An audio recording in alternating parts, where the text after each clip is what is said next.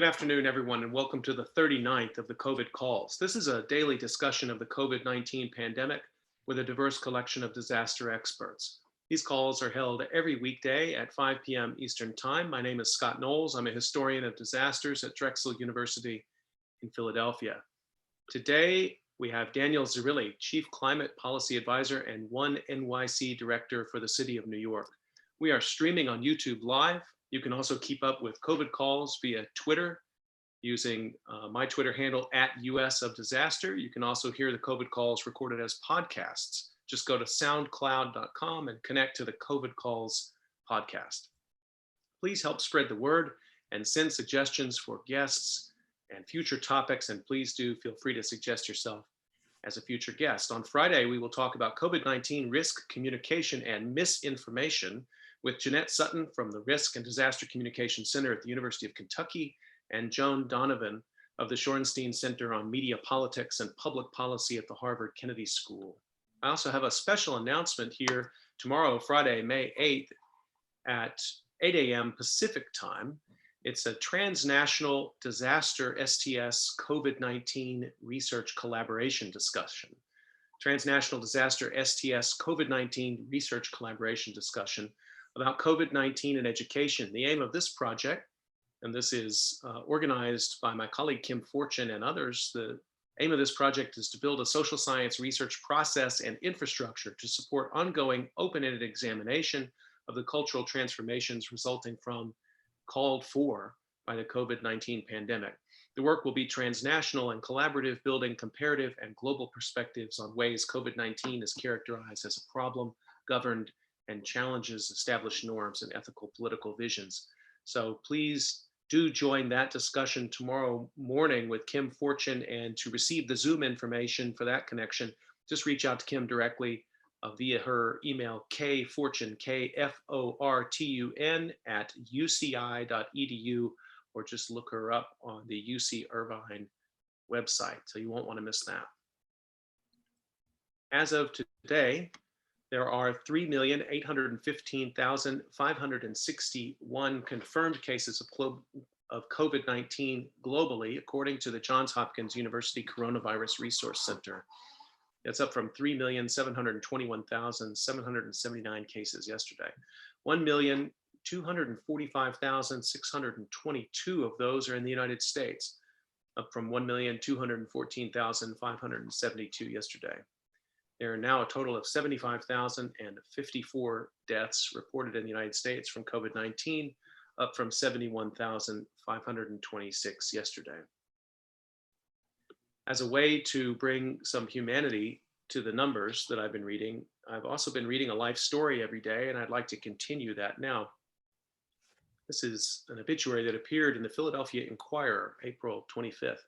Henry Grimes, 84, bassist who played with jazz greats. Henry Grimes was a bass player who led a life worthy of the big screen. He was 22 when he burst onto the scene at the 1958 Newport Jazz Festival, where he played with 6 band leaders, including Thelonious Monk, Benny Goodman, Sonny Rollins, Lee Konitz, Jerry Mulligan, and Tony Scott. Word had spread about the young Philadelphian with his Juilliard education, quiet and serious demeanor, and strong, bold sound, a biography on Mr. Grimes's website said. Earlier that year in Cleveland, Mr. Grimes performed with Miles Davis and his group, including John Coltrane, Julian Cannonball Adderley, Bill Evans, and Philly Joe Jones. After Newport, he toured with Rollins for 10 years. His life took a drastic turn after a trip to California in 1968. In Los Angeles, he found little work and disappeared from public life for 35 years. Many people thought he had died. However, in 2002, a social worker and jazz enthusiast from Georgia found him living in a hotel in Los Angeles, getting by with odd jobs.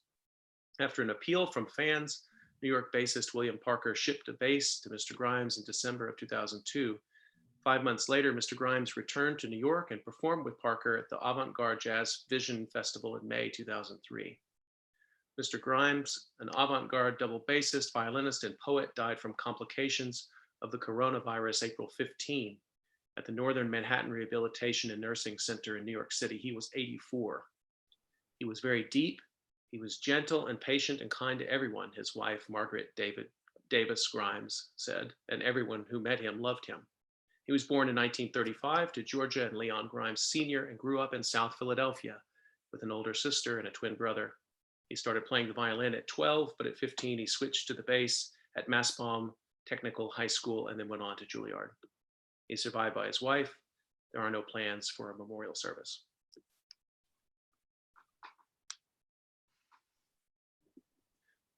I'd like to turn to our discussion for today. And I'd like to, in doing that, introduce my guest. Daniel Zarrilli is the Chief Climate Policy Advisor and OneNYC Director for the New York City Office of the Mayor. Under Mr. Zarrilli's leadership, New York City recently released its newest long-term strategic plan, OneNYC 2050, which includes bold new actions to confront the climate crisis, achieve equity, and strengthen democracy, demonstrating what a Green New Deal looks like in action. Since 2013, he's positioned New York City as the global leader in the fight against climate change. Until recently, he served on the National Oceanic and Atmospheric Administration's Advisory Committee for the Sustained National Climate Assessment. He also concluded a 3-year term on FEMA's National Advisory Council and advised the state of Louisiana on its 2017 Coastal Master Plan update. Previously, he was Senior Vice President for Asset Management at the New York City Economic Development Corporation and spent 5 years with Bechtel Infrastructure Corporation. He is a licensed professional engineer in New York, holds an MS in Civil and Environmental Engineering from MIT. Daniel Zarrilli, thank you for joining me on COVID Calls today. It's a real pleasure to be here, Scott. And I just want to commend you for starting off this conversation with that obituary. I think, with the ongoing tragedy, sometimes these numbers can be so overwhelming, and it's hard to remember sometimes that every single person is a world to someone else and is a member of a family and has so many outside interests. This is just such an ongoing tragedy that we're going through right now. So thank you for doing that. Well, the grieving for this, as I was discussing with my guest yesterday, Chuck Strozier, has proven to be very difficult. We're watching these dashboard numbers, but we're not going to be able to wait till this is over to start the mourning and the grieving. And so that's why we started talking about these life stories. I appreciate your comments there. I want to remind people that you can get questions in for Dan Zarrilli on YouTube Live.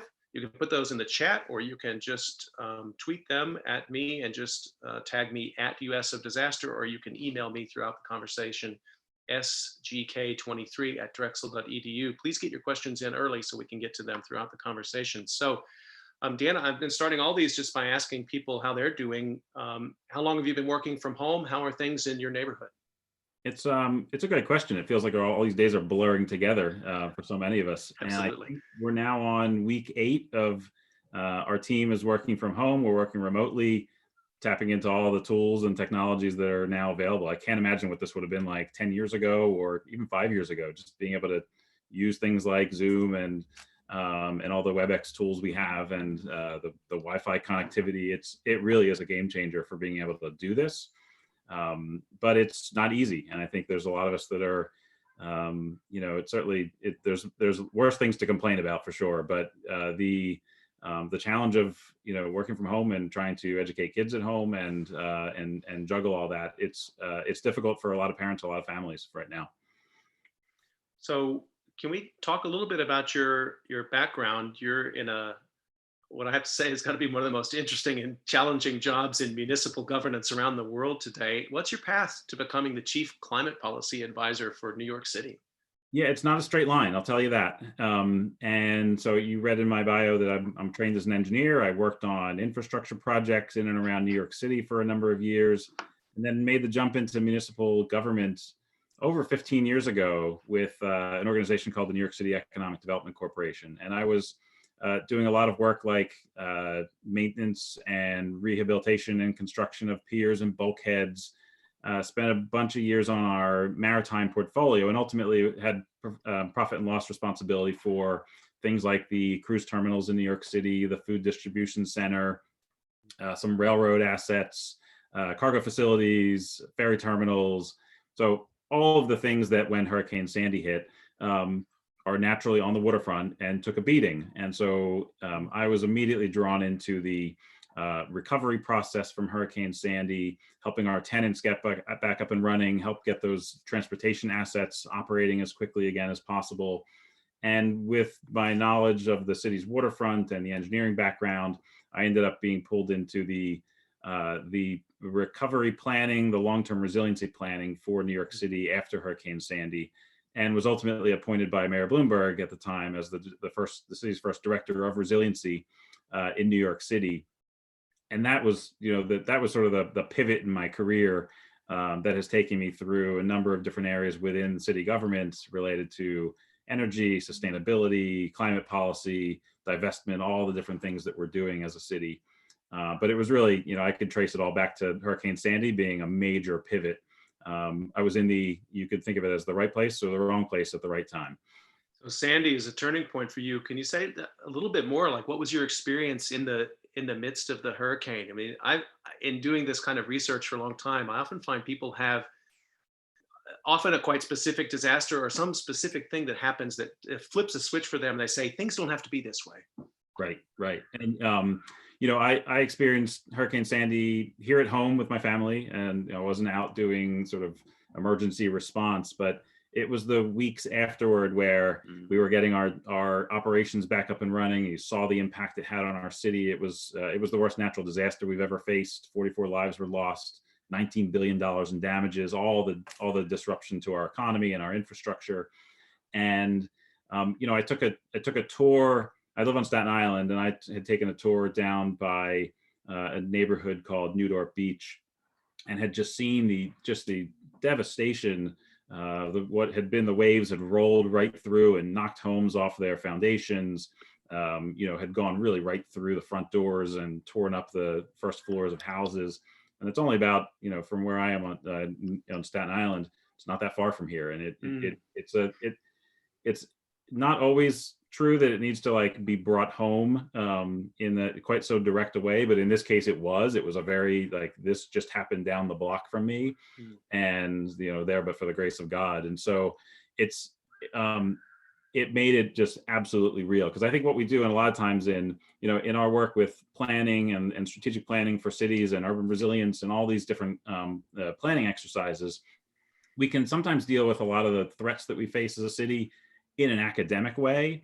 And I know New York City very much was in that space and was aware of the risks of hurricanes in that instance before Hurricane Sandy had hit. But it was almost theoretical. It's here are the things that we could happen, and we can visualize it on the maps, and we can understand it that way. But to be able to start doing things about it, it took Hurricane Sandy to open up the floodgates of federal money to begin operationalizing the response and the things that really need to happen to recover better from those kind of events.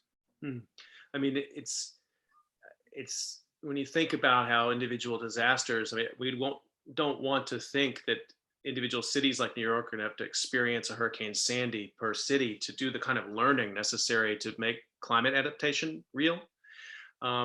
And yet, the way you've described it, of course, when an event like that happens, there's a clear choice now. I mean, for cities, even New Orleans after Hurricane Katrina, they should have known better, but there was still a moment there where they didn't take on board the kind of changes that New York City has. But, that's a decade plus later. It just seemed that New York at that moment, I mean, those decisions, I guess, were already made in advance and ready to go? Or was there a lot of deliberation that this was a climate disaster and we need to react to it as such? Well, it took leadership, it certainly took the mayoral leadership in that moment to say, here's what we're going to do different, and not just fight the last war, but really think wider about the risks of climate change and what we need to do about it. That doesn't just happen, right? That does need the leadership.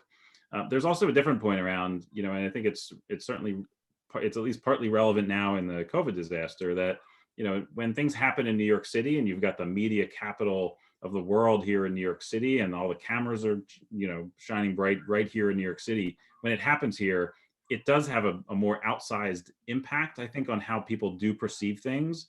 And, a lot of credit to the folks in New Orleans, because they've done a lot of amazing work after Katrina, but it didn't have this, it got a spotlight, but a different kind of spotlight than things that happen in New York City, just because this is where the media is. And when the media experiences something directly, I think that actually it's an important difference.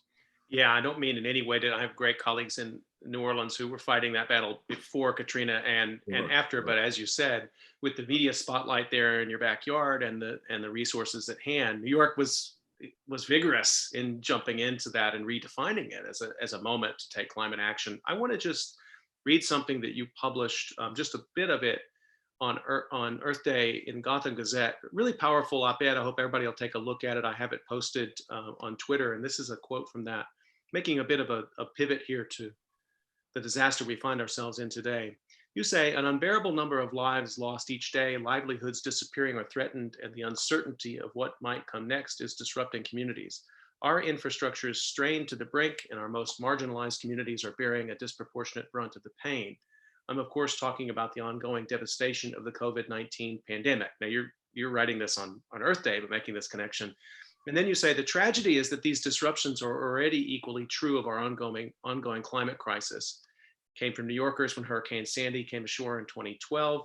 These climate disruptions will only be made worse and more chaotic in the reality of our new COVID-19 world. In many ways, you say this global health emergency has given us an early preview of how our climate crisis will unfold. How first of all, I really enjoyed reading that, but how is it a preview? Well, I think what we're seeing now is certainly a big disruption, globally felt, that happens to be a public health disaster. But we know that the impacts of climate change sometimes are thought of a little too narrowly around. There's going to be more water, there's going to be more heat, but it really is the social disruption, the public health outcomes, the food insecurity, the conflict, the migration, all of that I think is of a much greater magnitude than just the physical impacts that we will see from climate. And so what we're seeing now in a couple ways is just, it almost feels like a dry run of how we're going to respond to a global crisis like climate change. And we're all hunkered down. Most of us are doing the right thing around, social distancing and sacrificing some parts of our lives for the greater good. Well, we're going to be doing more of that over the future as sea levels rise, as it gets hotter, as we start to see more impacts in our ecosystems. All of this is going to take a massive collective action in order to really deal with the impacts. But hopefully we can also take those kinds of actions to head off the worst of those impacts. We know we've locked in a bunch of changes already from climate change, but we need to be able to come together and take big actions to head off this bigger crisis that is really looming over us. We'll get past this COVID challenge. It may take months, it may take years that we're still going to be feeling the effects of this, but we know it's going to have an end date. And when we reach that end date, we're still going to be looking at this looming tidal wave of climate impacts coming our way that are not getting any better. And I guess the point of the op-ed was to really make the point that there's going to be clear stimulus and investment that comes out of this COVID recovery process. We have to center climate at the heart of that recovery, because that's how we're going to be able to tackle both challenges, to restart and accelerate our economic recovery and to point ourselves in the direction of clean energy and environmental justice and preparing for the risks that we've locked in.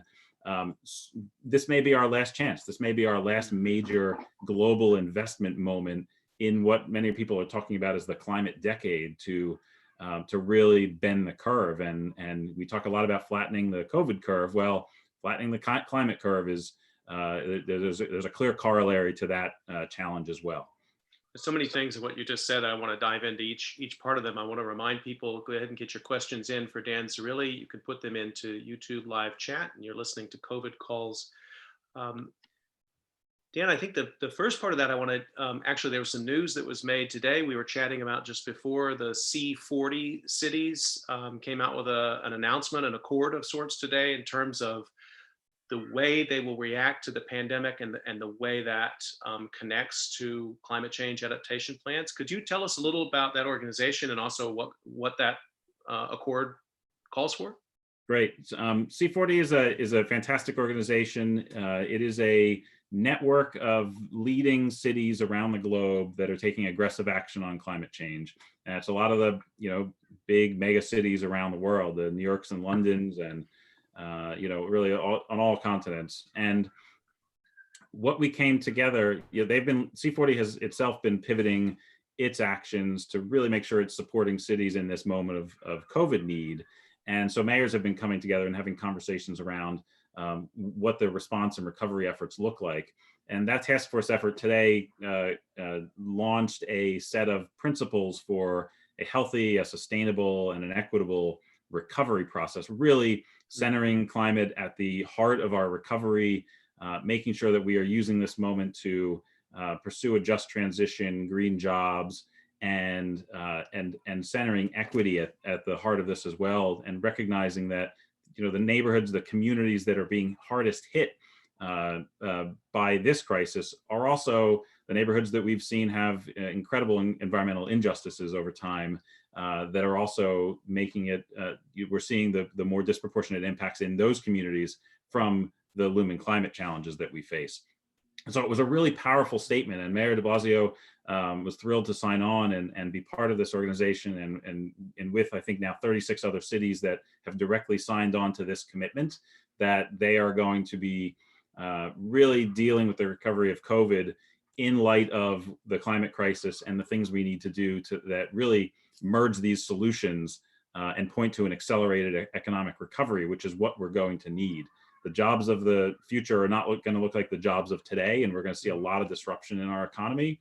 And the just transition into a clean energy economy is a big, I think, a big set of solutions that we need to have the courage to seize. And mayors across the globe are now stepping up and seizing that opportunity.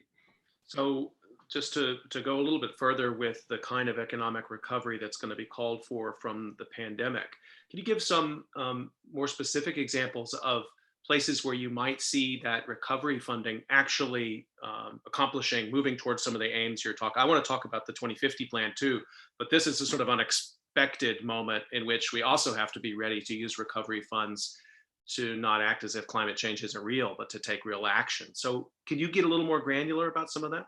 Well, yeah, I think there's some easy things to talk about around really putting some strong voice behind the idea that we can't just be coming out of this recovery by continuing to subsidize fossil fuels and oil and gas companies that have taken a beating and aren't going to come back the same way. The demand is just not going to be there, and we know the long-term outlook is poor, and that's been driving a lot of the work that we've been doing on fossil fuel divestment in New York City. Okay. And instead, it's really about making sure that we are investing in the right climate solutions as part of this. And this is job creating solutions. It can take a lot of forms. It can be clean energy, it can be transmission, it can be green infrastructure and natural solutions, the kinds of resilient infrastructure that we need. There's, I think, a whole spectrum of things we can talk about the kind of solutions that we need. But it's a very clear choice that we could be spending our money to get back to the status quo, but we know the status quo wasn't working. We need to make different choices, and we need to point ourselves in a different direction. And this is a moment to do this, and this may be one of our last moments to get this right. One of the things that people have been just observing is clearer skies. The airplane traffic over my house is less. Animals appearing in places they were always there, but maybe they're coming out more. We're sensing, and I think there's some data's out that the greenhouse gas emissions are down significantly because of the global industrial slowdown that's underway and the transportation slowdown. But that's temporary. We are going to go back to some sort of normal, and it's still going to be an industrial normal, even though, as you're saying, this is a moment to begin to suggest alternatives to that industrial normal, but we are going back to some transitional phase. Are you worried that people will, in the context of industry, in the context of climate change, that people will say, okay, well, that was an interlude, but then their minds will just revert back to the mean? Well, none of us want to be able to get to that sort of clean air and emissions cuts by going through a pandemic, right? Well said. This is not exactly the thing to celebrate, but perhaps it gives people a glimpse at what that future might look like for a brief moment of time. And things will come back. Economic activity comes back, and unfortunately, right now, that means greenhouse gas emissions and air pollution comes back. But it doesn't have to be that way. And I think that's a clear point. And if people have been enjoying the air quality benefits Here in New York City, I believe air quality is about 25%, emissions are 25% less right now. Yeah.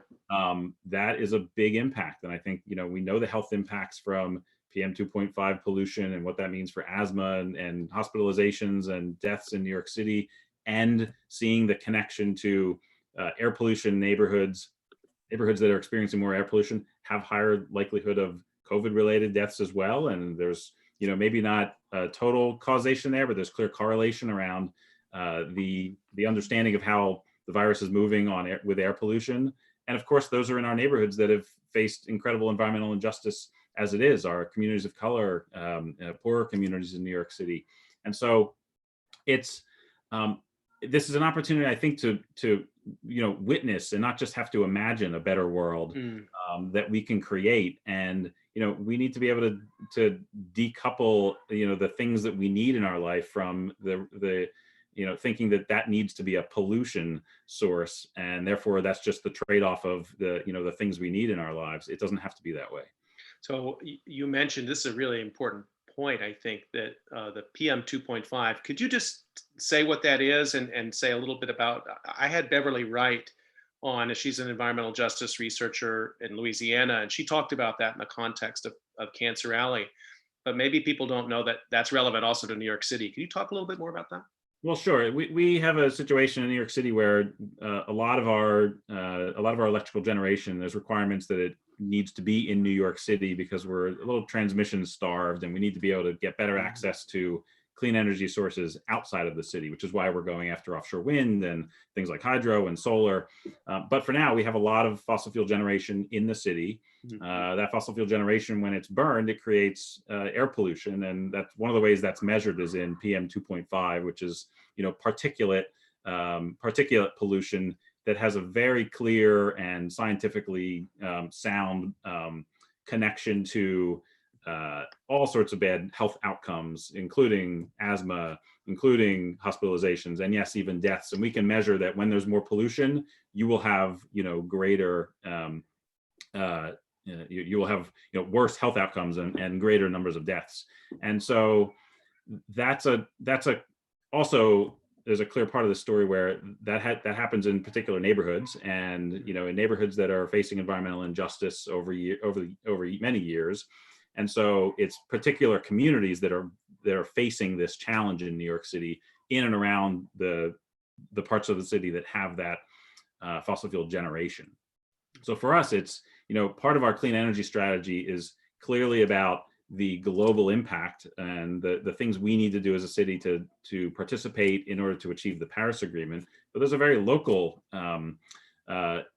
consideration here on getting to clean energy so that our communities and our residents live healthier lives.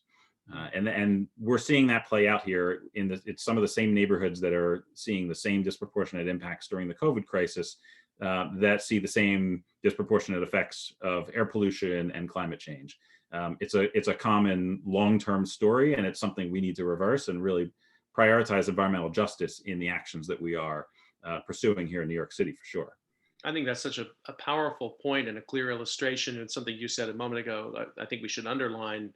Nobody wants to live through a pandemic to see these kinds of changes, but it doesn't make someone an eco-fascist to say, hey, in this moment, we're actually seeing what a cleaner, what you're talking about, better air quality in this case. It doesn't, the kind of, I think sometimes, of language that people use that I've heard to say, hey, don't use this as a moment to advance your political agenda about climate change. The real impact on distressed communities, that's not advancing something that isn't already political and important that we take on board every single day, right? I mean, these justice challenges are every day in New York City. That's right. And it's almost perverse to be saying that that's those are politicizing the recovery needs of people and their health and their kids and their livelihoods. I mean, who's really politicizing this is the fossil fuel industry, who's pushing for greater bailouts and continued subsidy for fossil fuel burning that is causing this crisis, causing these health impacts. That's the real politicization that's happening here, not people who are fighting for clean air and clean water and the right to be able to leave their homes, right? It's a crazy it's a crazy media environment that we're in, where one of those ideas takes hold and not the other.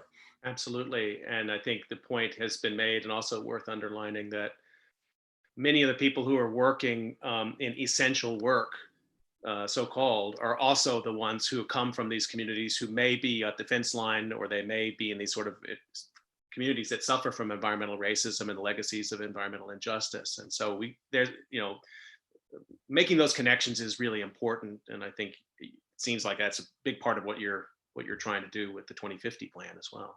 It's a very clear thread through all of the work that we're doing here in New York City and under Mayor de Blasio, to really take on these inequities that have manifested themselves over decades here in New York City. And this is a moment to address those challenges, and this is a moment to connect those challenges to the longer term climate challenges that we have, that will have similar impacts and maybe even greater impacts if we don't do the right things now.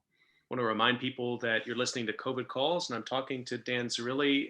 Please get your questions into YouTube live chat, or you can email them to me directly or hit them up on Twitter. I have a question I'll get to in just a second, but I want to stick for just a minute back to some of the lessons we may be learning in this moment, but we have to be attentive to. And this observation actually comes from colleagues of mine at Drexel. I don't know if you know the Urban Climate Change Research Network. North American Hub is actually at my university, and directed by an engineering colleague and a genius, Franco Montalto. And he and I have come together with Richard Dilworth, who's in our politics department, and Mimi Scheller, who's in sociology. And we've been talking about these issues. We're writing something about this. And he pointed out, he was at the last COP meeting, and he pointed out it was just a bummer of a meeting. A lot of the goals weren't reached, and Bolsonaro and President of Australia and Trump was sort of like basically thumbing their nose at this global movement. And it seemed like there was almost a fatalism creeping in. Maybe that's always a bit there in the climate change adaptation world. And then we find ourselves 3 months later, 4 months later now, having engaged in the greatest collective effort that any of us can remember in our lifetimes, which is where most of us are in our homes, modified our daily lives to protect ourselves, but mostly to protect people we don't even know. That seems to me like something to learn a lesson from, but how do I translate that lesson from that into the kind of collective action necessary to achieve real climate goals? I don't know, there hasn't been a decades-long campaign of deception and denial to make you think viruses aren't real. And there's a real point there around the money that's been spent, the lobbying that's been done to undermine that action, and has led to this moment where the COPs have been almost ineffectual. We got to a Paris Agreement, but nations still aren't upping their ambitions, they're not meeting their ambitions. And I think, the root cause of all of this is the lack of American leadership on the world stage to be able to help drive the globe toward a better place. I think over the last, probably in the entire post-war era after World War II, American leadership was vital to establishing the global, consensus on how we deliver and how we deal with problems. And right now, it's not there, and we're walking away from it in so many areas, and nowhere more notably than with the Paris Agreement and with climate change. And we need to fix that. We need to fix our democracy if we're really going to get to the heart of fixing what's wrong with our climate, and being able to take those kinds of actions that we're doing now, that we've all come to deal with this looming long-term challenge that we have with climate. I think that's an extraordinary insight, and thank you for sharing that. And I hadn't quite thought of it that way, but you're right. We haven't, with all the debates about the pandemic in the United States, and certainly we're trying to call out misinformation, there hasn't been a concerted effort to convince us we couldn't take collective action against a pandemic, but there certainly has about collective action to climate change. That's a really, really strong point that we have to keep in the front of our minds, that our perceptions of what's possible or impossible are not necessarily hardwired into our brains. They're part of the broader politics of our time, right? Right. And even thinking about what's happening now, that we've all taken these drastic actions and changed our lives, and, consuming less and traveling less and flying less, or not at all. And, our greenhouse gas emissions are going to take a little dip, but it's not like they're dropping 50%, right? So, there's a rigorous debate going on, and will continue to go on in the climate space around the choices you make in your own life and your personal behavior choices versus the systemic.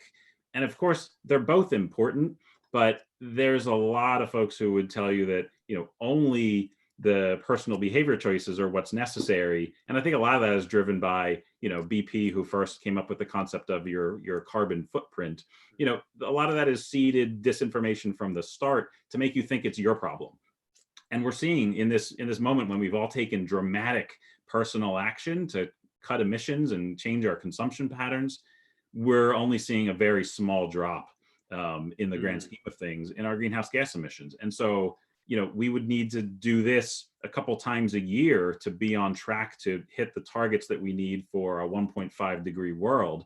Well, that's not practical. We need to change the underlying systems and the energy sources and the politics around all of this if we're really going to get to the heart of what it takes to solve our climate crisis. Well, I want to keep talking with you about this, because I think that we got to keep tracking the possibilities for real reform. I'm going to focus on the US here, for real reform in the United States medical system.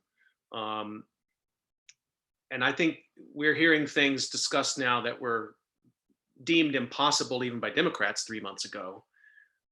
So in the fullness of time with the pandemic in a couple of years, we may have a better picture of actually what collectivities are possible. Individuals wearing a mask or staying home is one thing, but making it so that our national stockpile of ventilators never runs dry again, and that people don't go broke or die because they don't have health insurance. That doesn't seem like we can leave that in the wind anymore. That seems like the pandemic has really nailed that down as a must do. There's a role for government. There's a role for national leadership in these crises, and the effort to just like leave things to the cities and states, and the feds will step in as a backup. Well, if we have a national crisis, we need national leadership. That's just apparent to everyone now, and we're going to see more of that. It's going to become more apparent as the impacts of climate change play out, that we're going to need a robust federal leadership in order to help get us in the right direction. Just thinking about all the things we're doing here in New York City, and we've peaked our greenhouse gas emissions, and we're investing in climate solutions and divesting from fossil fuels, all these great things. We would never want to leave the impression that we don't need a real engaged federal government in order to deliver on the things we need. And I think we're seeing that play out in a different way, but a very related way with COVID right now. I want to get to a question from Kim Fortune. She's asking, is New York City planning for possible extreme weather events this summer, still in the midst of the COVID-19 pandemic? Well, like we have to as a city. All sorts of things can happen, and one of the scarier impacts of this around the globe is, what does disaster recovery look like from a flood, from a hurricane, from all these things during a moment when we need to be social distancing. And so I think there's a lot of smart people looking at this right now and trying to figure out what that playbook looks like. But we can't keep our eyes off of the other threats that are over the horizon. In this moment when we're dealing with a current crisis, it's hard to do, but it's essential that we need to be able to focus on all these threats that are coming at us. So I want to, just before that question came in, you were talking about federalism, really. I had Don Kettle on last week, and he has this great new book called The Divided States of America. And we're talking about this problem of federalism, which in some ways is a strength for our country, because we have, political action is possible, democratic organization and action is possible at different levels, and states and cities are often seen as so-called laboratories for democracy, where policy ideas can be tried out. And yet he offered a caution, and I want to bring that to you and see what you think about it, that if New York City advances a strong climate change agenda, and San Francisco does, but Biloxi, Mississippi doesn't, or I don't want to pick on Biloxi. Let's see, who else can I pick on? I shouldn't single out any city, because they're probably trying in Biloxi too, but other cities don't. Then you end up with these inequalities across the country. And so why do people in San Francisco or New York deserve to be on a pathway towards more sustainability and greater health, and people in other states don't? Can you take that on and bring us into this question of how cities and the nation are interrelating right now? Well, I think, your point around being able to have different levels of government, be able to make different choices and experiment in different ways, there's no one solution to climate change. We did a whole palette of solutions. And so trying out different things and learning from all the best practices is a good thing in my mind. Mm. But I think what your question really raises to me is that, if we don't ultimately come together on a set of, on a palette of solutions and a goal and a direction, we're going to end up and this can happen globally as well. There's a huge inequity. There's an equity challenge around how do you invest for climate change? Do you invest in the local adaptation needs because you're just going to assume that, the seas are coming, it's going to get hotter, and I'm going to just protect me? Or do you continue to invest in the mitigation that's necessary around greenhouse gas emission reduction that doesn't really have a local benefit, air quality benefits aside? If you're cutting your greenhouse gas emissions, you're just one small piece of the pie globally. And if no one else does, then does it matter? So wouldn't I rather put my money into protecting the people who vote in this particular constituency, in this location? I think there's a real challenge there because we can't ignore, we're not going to adapt our way out of this. We need to be doing both. And we ultimately have it's a collective action challenge across the globe to really get our greenhouse gas emissions down. And yes, there are some local benefits to doing that, but really the benefits accrue globally if we can bend the curve and get ourselves, off of off of like a 3-degree trajectory, for instance, which is what it seems like we're on right now. Mm-hmm, mm-hmm. And no amount of adaptation spending is going to be able to deal with the disruptions that are coming from that anyway.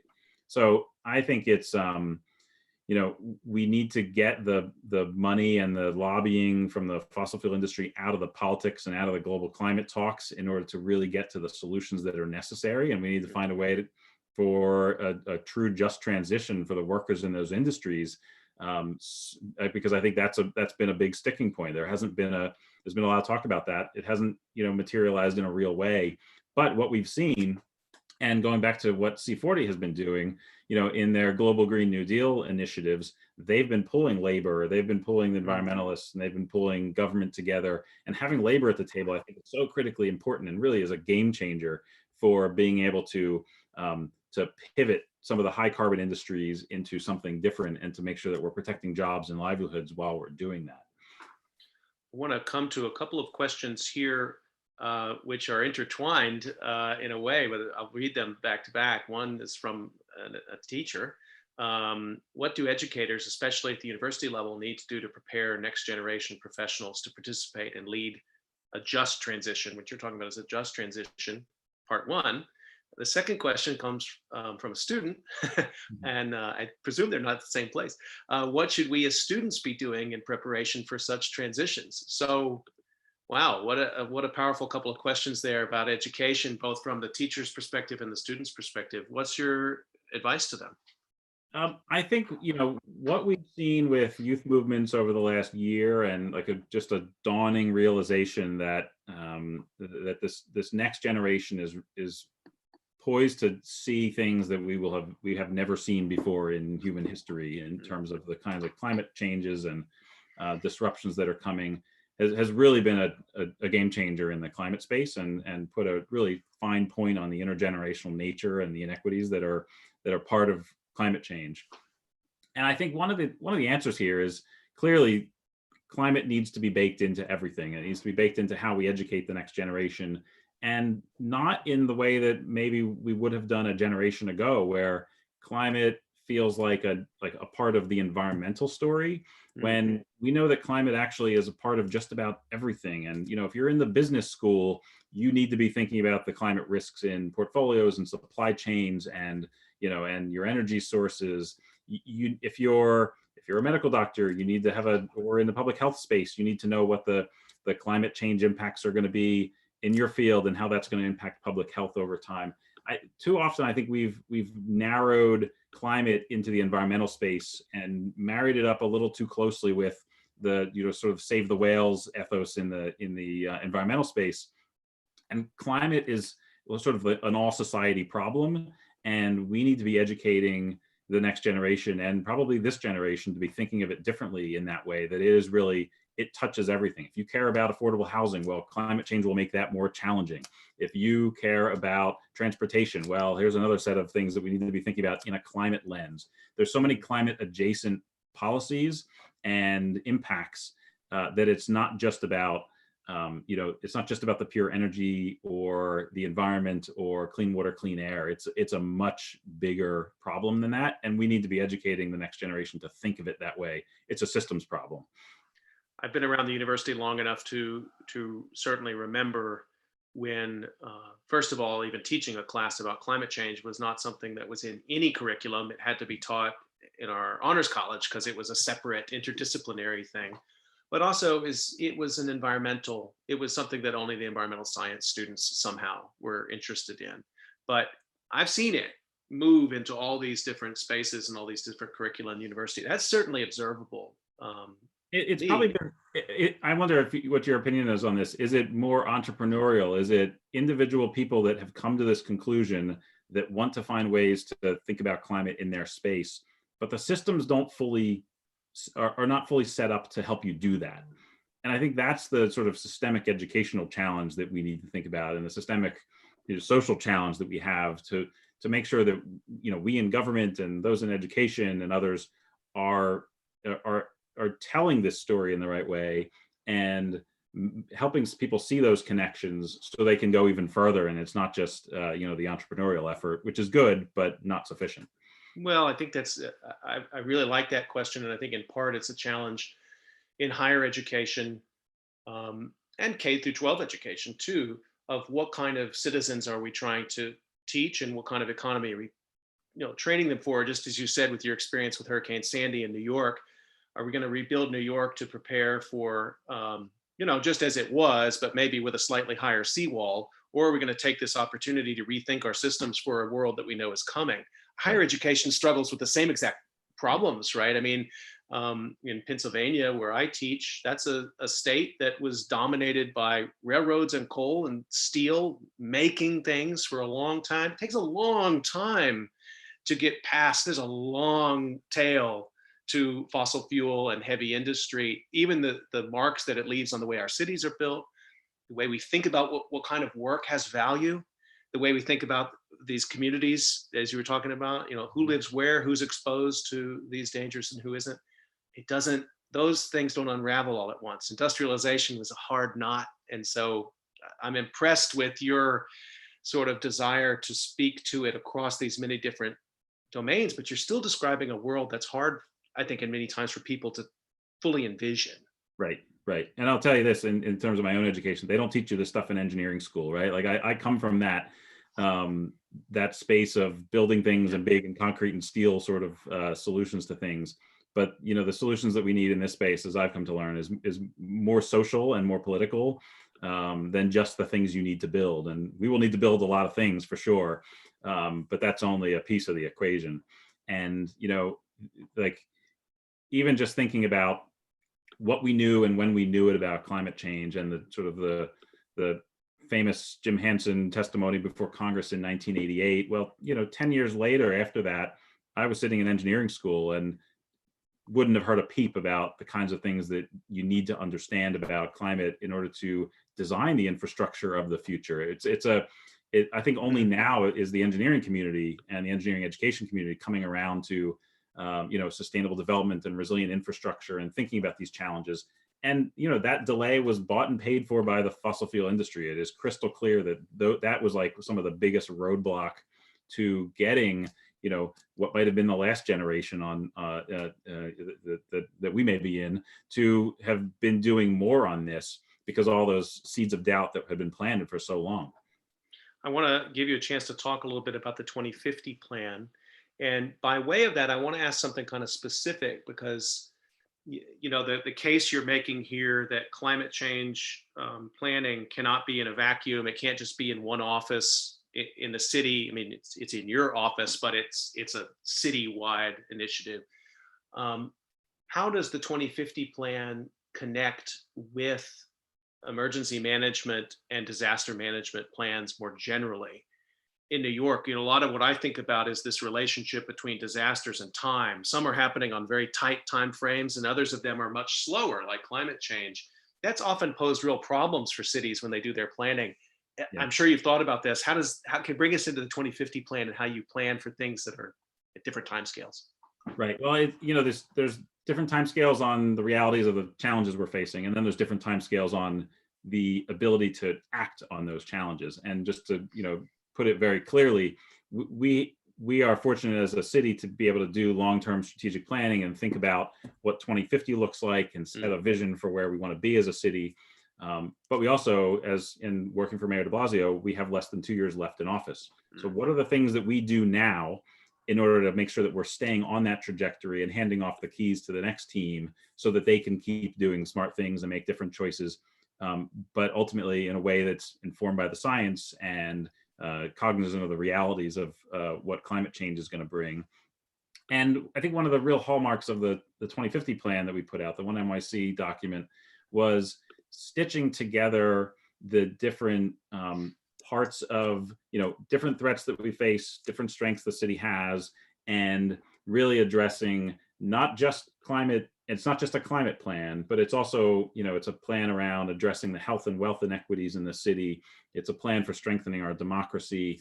It's all of the physical infrastructure, yes, but it's the social services and the connections. It really is an integrated approach to making sure that we are on track for dealing with the challenges that are coming at us in a holistic way that delivers real near-term benefits to New Yorkers now, and make sure that we're on the trajectory for for the next generation to have a livable climate and to be able to live healthy lives and a stronger democracy. All of those initiatives that we're pursuing, and of course, we're in a moment where COVID is threatening a number of budget lines, and we're going to be going through an economic challenge for the next several years.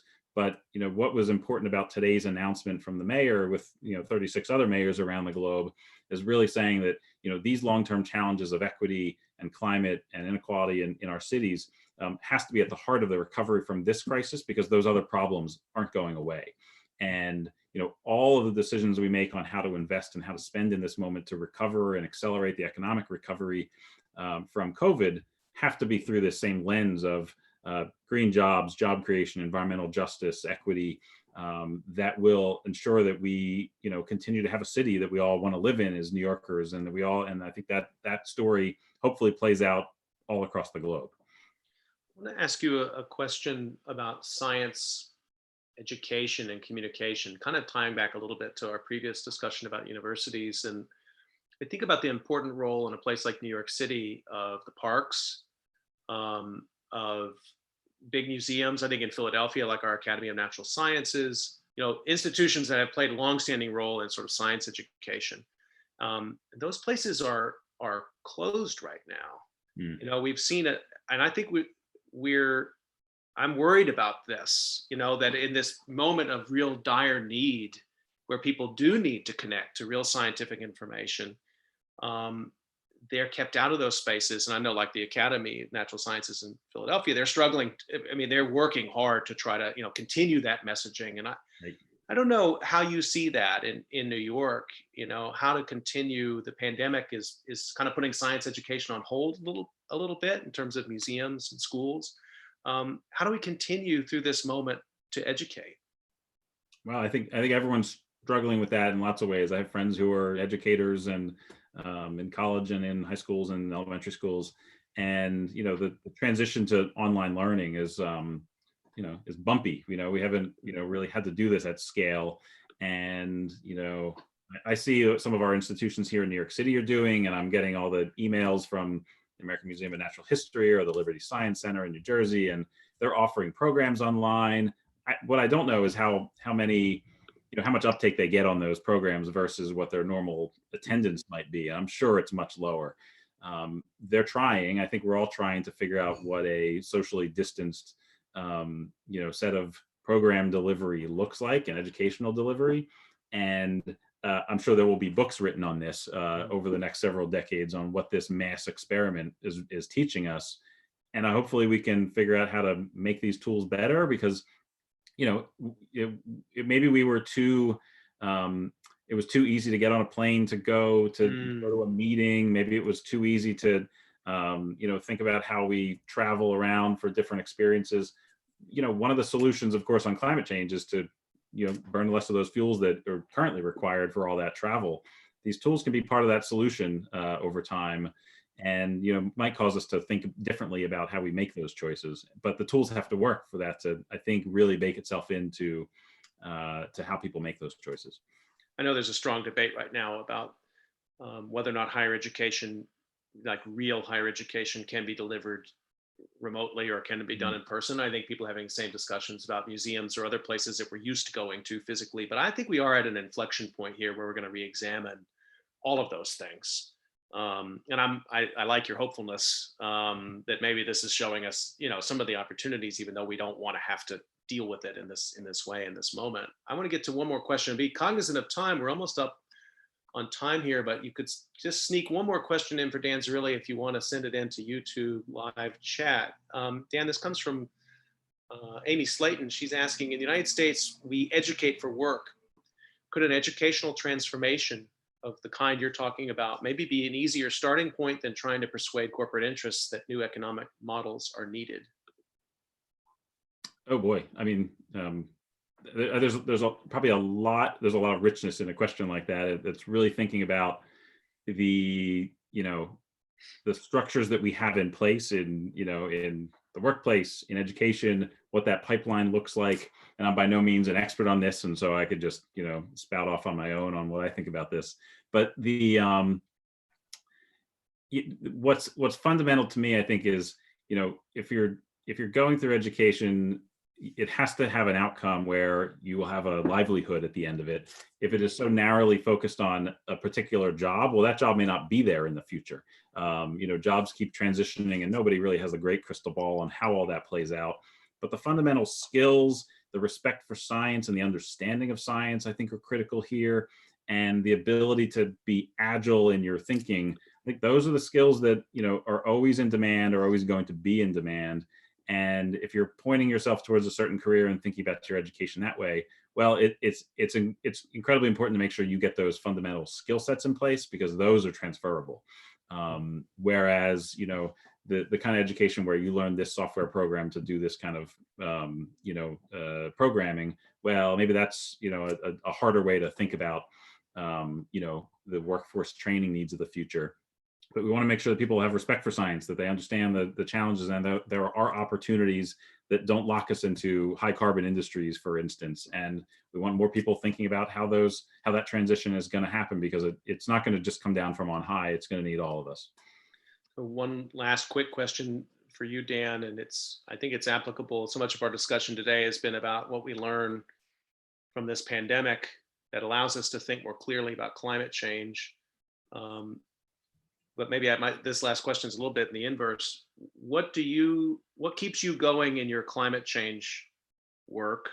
What continues to give you optimism that we can then apply into this pandemic? I mean, I guess in a sense, it's a kind of way of asking you, how do you get up and do the work you do every morning and not? Yeah, I always hate the what gives you hope sort of questions, because there's if you look at the reality of this, that But I think we need that reservoir of hope right now. Yeah, I think there's hope in action, and there's hope in actually coming together with neighbors and doing good things. Clearly what keeps me going with 3 young kids and thinking about what the future holds for them and for everyone else's kids. Once you understand the realities of climate change, there's almost no other thing you can do. You have to be in the space. You have to be working on this. It almost becomes a calling for those of us who find ourselves in this space and really understand what's happening. And we want to share that with everybody and really make sure that we can all get in this together, because it's all of our kids that are going to inherit the mess that we made. I want to remind people you've been listening to COVID Calls, and tomorrow I'll be talking with Jeanette Sutton and John Donovan about risk communication and about misinformation and COVID-19.